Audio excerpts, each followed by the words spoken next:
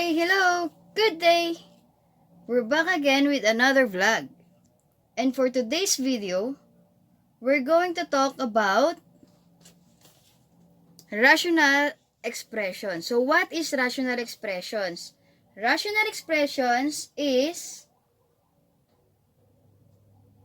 Okay, our example number 1. Okay, example number 1.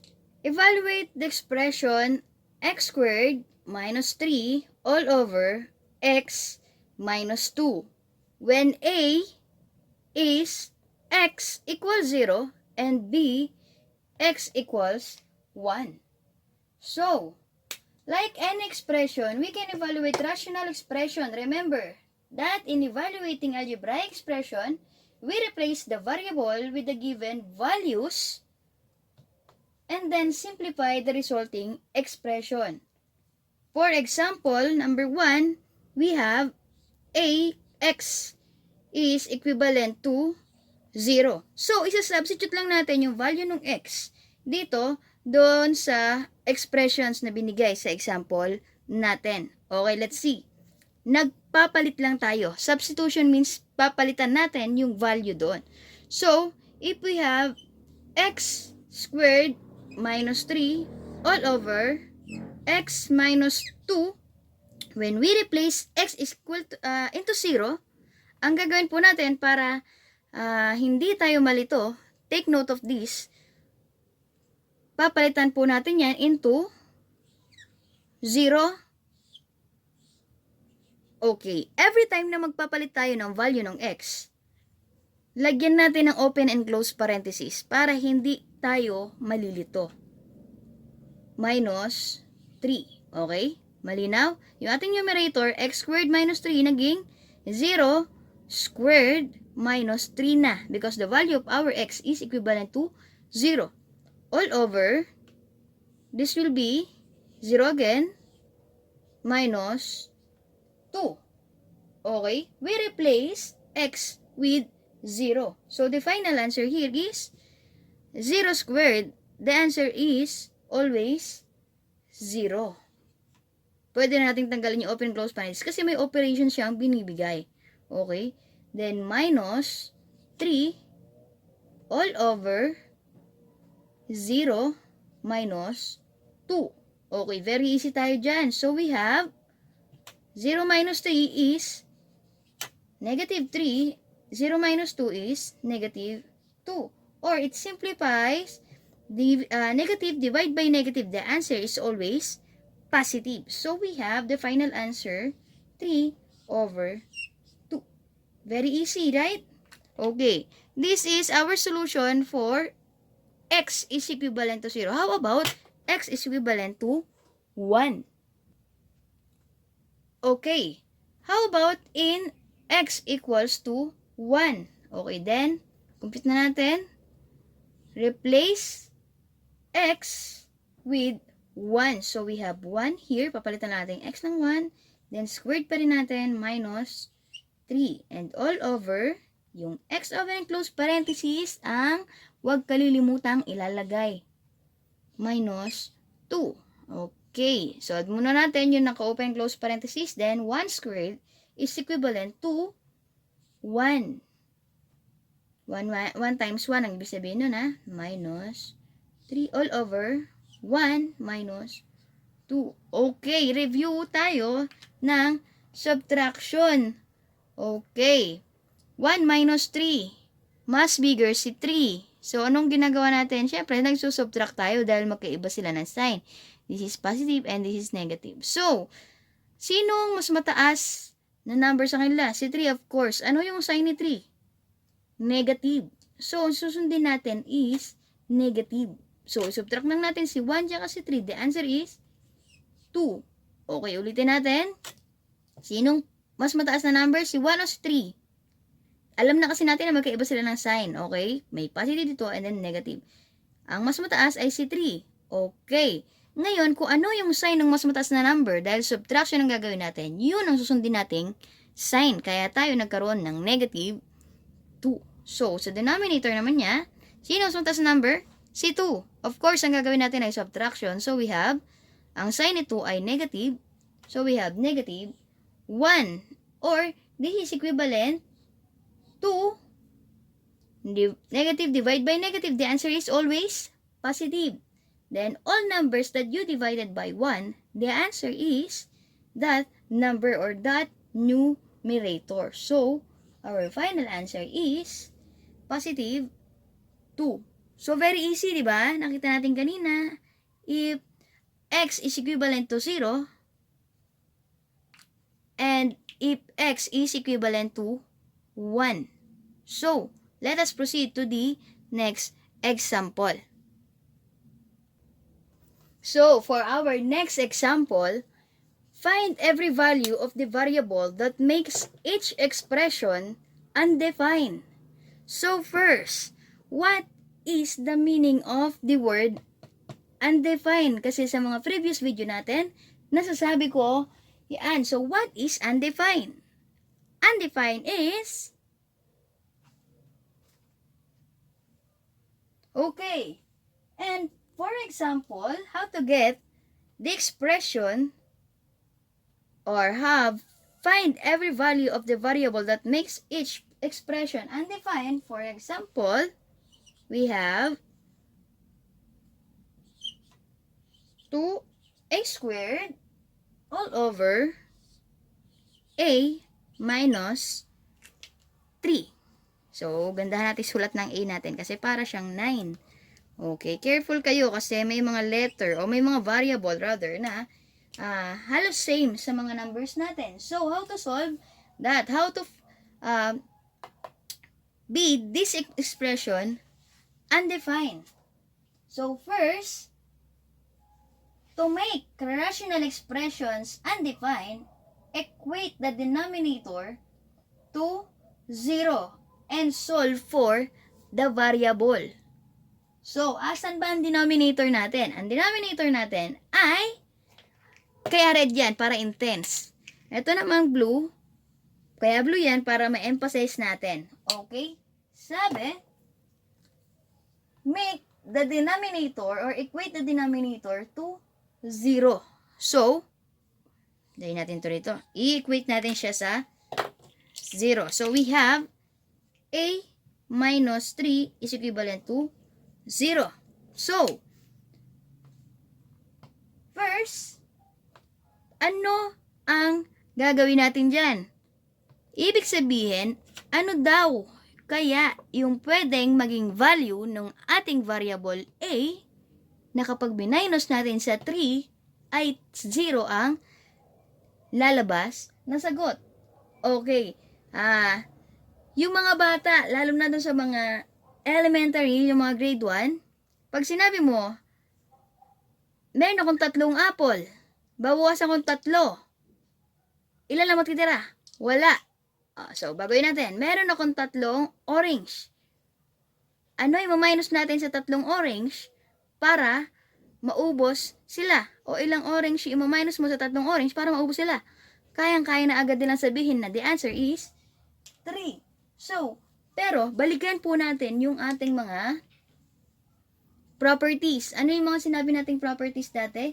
Yung addition property, inverse property. Anong gagawin natin? Just add the positive inverse of this number. So, we have 3 plus 3. At the same time, ganun din po sa kabila, sa right side ng equal. So, we have plus 3. So, we have negative 3 plus 3. The answer here is,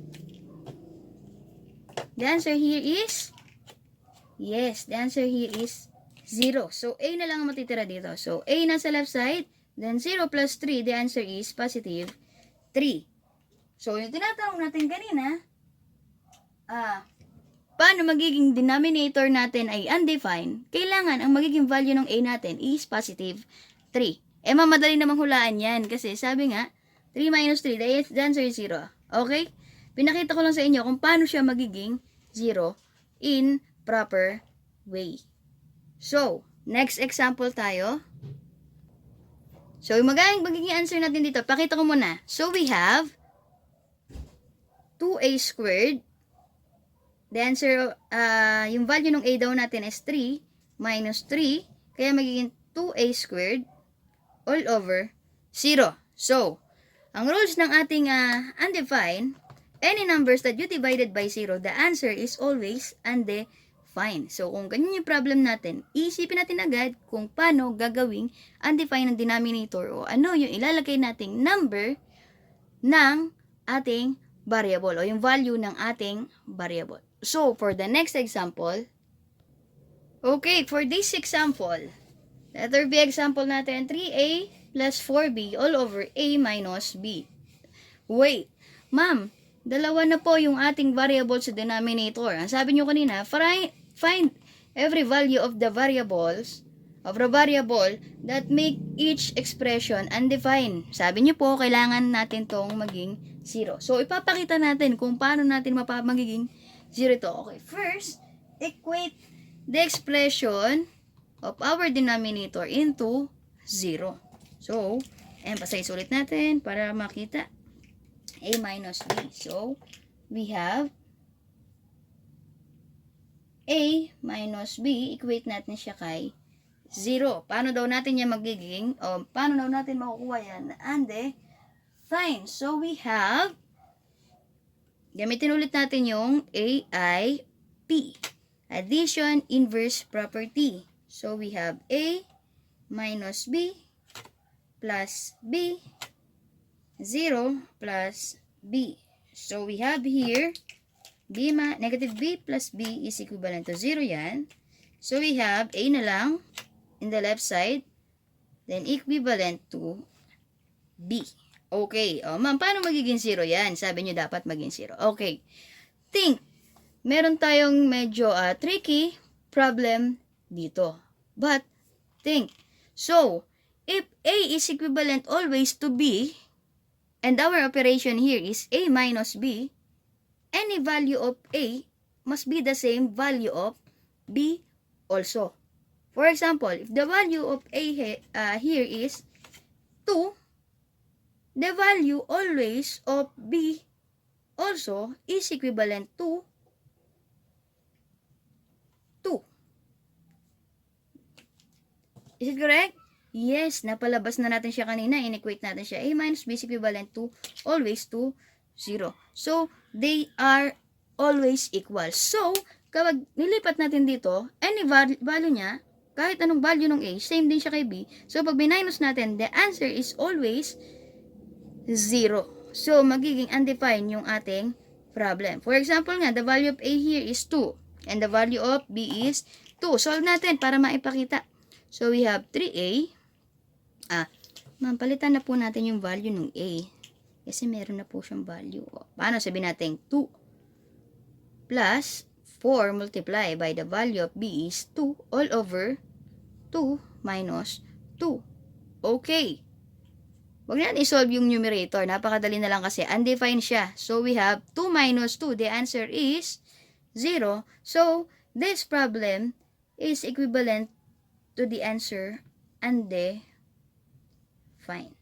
So, meron tayong dalawang uri ng problem. Kanina, yung problem number, letter A natin, na minus natin sa number, yung kaninang problem natin, yung x minus A minus 3, ito namang A minus B. So, nakuha na po natin yung ating mga rules and techniques how to get or how to find the undefined in each expression.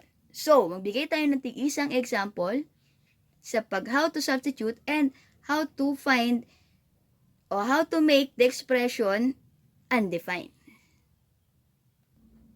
So, last example of evaluate each rational expression using the indicated values of the variable. Okay, substitution tayo. Papalitan natin ng mga value na given, yung mga letra na, o yung mga variable na given sa problem. So, we have G plus 6. The value of G here is negative 2. So, sabi ko, ang kanina, tandaan, lagi nalagyan ng open and close parenthesis para hindi nalilito or para ma-remind tayo na yun yung pinalitan nating value plus 6 all over 2. Yung h natin, 2, minus 3. So, solve natin. Kailangan natin matanggal lang yung open and close parenthesis para hindi tayo malito mag-solve. So, we have negative 2. Wala lang pagbabago yun. Plus 6. Okay. Then, ang ibig sabihin po na 2h kanina is multiplication. So, we need to multiply 2 to the value of h which is 2. So, the answer there is 4. 2 times 2 is 4. So, we have minus 3. So, solve na natin. Okay, simplify na natin. Negative 2, magkaiba ulit ng sign. Ang rules natin ng integers ay, pag magkaiba ng sign, pinag-minus natin. Then, second, look doon sa mas mataas ni sign. Sinong mas mataas number? Si 2 o si 6? Siyempre si 6. Ano yung sign ni 6? Siyempre, positive. So, positive yung magiging sign natin dito. Kahit di na natin ilagay yung positive na sign na yun. Okay? Understand na yun. So, we have, pag minus natin, negative 2 plus 6, the answer is positive 4. Yan natin yung sign ng mas mataas number. Okay. Dito naman, simple lang. Huwag na kayo malito dyan. 4 minus 3, si 4, bawasan ng 3. The answer here is 1. So, the final answer, ito na po ba ang final answer? No. Simplify na po natin. So, those term na natin. Any numbers that you divided by 1, the answer is that number. So, here, the final answer is positive 4. So, alam ko na, nagets nyo na yung paano tayo mag-substitute ayon sa given na value ng ating problem. And the next one or the last example must be how to make the expression undefined. Okay, this example. Find every value of the variable that makes its rational expression undefined. Okay, wag malilito. May mga nalilito kasi dyan. So, palitan natin to. Ito ang nakakalito pala. Nilagyan ko na open and close parenthesis. 4x plus 3 lang siya. Tanggal na yung okay. Huwag yun ang pahirapan sa sarili. Ang gagawin lang natin para mag-undefine, kunin natin yung denominator na 4x plus 3. Okay, kung mabilis o fast learner, kung kayang-kaya na natin isipin agad na ano kaya yung value nung x natin na pag pinlas sa 4, na tinimes sa 4, tapos pinlas sa 3, na ang answer ay 0, okay lang yun. Okay? Pwede po yun. Pero pag hindi natin alam, ang gagawin po natin ay i-equate natin itong denominator sa 0. So, Teacher Mari pa wala talaga ako maisip na kahit anong variable, value ng ating variable na x. So, di-equate na natin sa 0 kasi pwede naman kayong mag-isip agad ng number. Pero parang ang komplikado pong tignan. Di-equate na natin sa 0. 4x plus 3 is equivalent to 0. Okay, gamitin ang AIP, addition, inverse, o additive inverse property. So, we have, naiwan nyo muna yung may variable sa left side. Minus 3 is equivalent to 0 minus 3. Solve lang natin. So, we have 4x. This will be 0 na. So, we have negative 3. So, dapat, si variable lang ang matitira sa left side. So, paano natin matatanggal yung ating numerical coefficient na 4? So, divide both side or multiply both side by 1/4. So, pag multiply po natin ito sa 1/4, 4x times 1/4, the answer here is x na lang. Kasi, 1/4 times 4, okay, 4 times 1/4, the answer is 4/4, or magiging 1 na siya. So, magiging value na natin dito is x na lang. So, diniscuss ko pa yung kaunting review natin. So, we have, pag multiply nyo si 1/4 dito, ganoon din sa negative 3. So, we have here negative 3/4. This must be the value of our x para makuha nating undefined yung ating denominator. So, check natin kung paano nangyaring magiging 0 yun kapag ang x natin is negative 3 over 4. So, we have the value of x equals to negative 3 over 4. So, we have, check na natin. Checking tayo. Checking. Okay, so what will be our answer? Open and close parenthesis. So, we have negative 3 over 4 plus 3. Okay, solve natin. 4 times negative 3. The answer is negative 12. Pakita natin para mas detailed. Plus 3. So, negative 12 divided by 4, the answer is negative 3 plus 3. Ang answer na natin dito, pag magkaiba na sign, pinagmaminus, sino mas mataas? Wala, dahil equal sila. So, the answer here is 0. So, paano magiging undefined yung ating expression? Kailangan natin makuha si negative 3 over 4 by equating this expression to 0. So, that is all for today. If you like this video, please leave a thumbs up, share it to your friends, and comment down below your questions, clarifications, and suggestions. And don't forget to subscribe to my YouTube channel, Teacher Maripa, and hit the notification bell for more updates and for more videos. And that is all for today. Annyeong! Bye-bye! God bless! Stay hydrated to everyone.